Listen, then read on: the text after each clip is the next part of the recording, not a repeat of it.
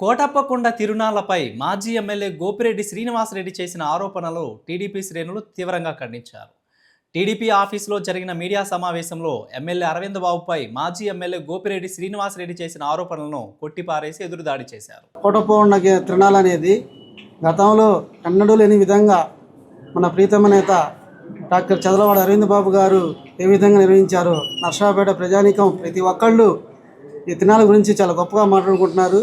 ఎందుకంటే తిరునాళ్ళ పండగ స్టార్ట్ అవుతుంది అని తెలిసి 20 రోజుల ముందు నుంచే మన ప్రీతమ శాసనసభ్యులు డాక్టర్ చదలవాడ అరవింద్ బాబు గారు కొండ చుట్టూ శానిటేషన్ చేయడం జరిగింది. అదేవిధంగా గిరి ప్రదక్షిణ రోడ్డును కూడా రోడ్ రోలింగ్ చేపించి నడిచే భక్తులకు ఎటువంటి అసౌకర్యం లేకుండా చేసిన ఘనత ఈరోజు మన ఎమ్మెల్యే గారిది. అదేవిధంగా గతంలో ఎన్నడూ లేని విధంగా ఏ నాయకుడు చేయని విధంగా డాక్టర్ చదలవాడ అరవింద్ బాబు గారు తిరునాళ్ళ ముందు రోజు నుంచి కొండ మీదే ఉండి వచ్చే భక్తులకు ఎటువంటి అసౌకర్యం కలగకుండా నిత్యం ఆఫీసర్లను కానీ సిబ్బందిని కానీ అప్రమత్తం చేస్తూ ప్రజలకు నీళ్లను అందించడంలో కానీ అదేవిధంగా ఆహార పదార్థాలు అందించడంలో కానీ. కోటప్పకొండ గురించి గోపిరెడ్డి శ్రీనివాసరెడ్డి మాట్లాడుతుంటే చాలా అసస్పదంగా ఉంది.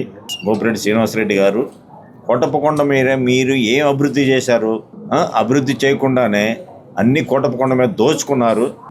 దోచుకున్న దగ్గర నుంచి 5 సంవత్సరాలు మీరు ఏం చేశారు? అసలు 5 సంవత్సరాలు మీరు ఏం డెవలప్ చేశారు? ఇప్పుడు మేము వచ్చి 2 సంవత్సరాల్లో ఏం చేస్తున్నామో మీరు చూడండి. ఒకసారి వచ్చి మేము ప్రతిదీ మీకు అప్డేట్ లెక్క చెప్తాం. మేము కోటప్పకొండ మీద మద్యం అమ్మారు, అది అమ్మారు, ఇది దోచుకున్నారు, స్థలాల దగ్గర దోచుకున్నారు. మీరు మీ గవర్నమెంట్లో ఏం దోచుకుంది అందరికీ తెలుసు.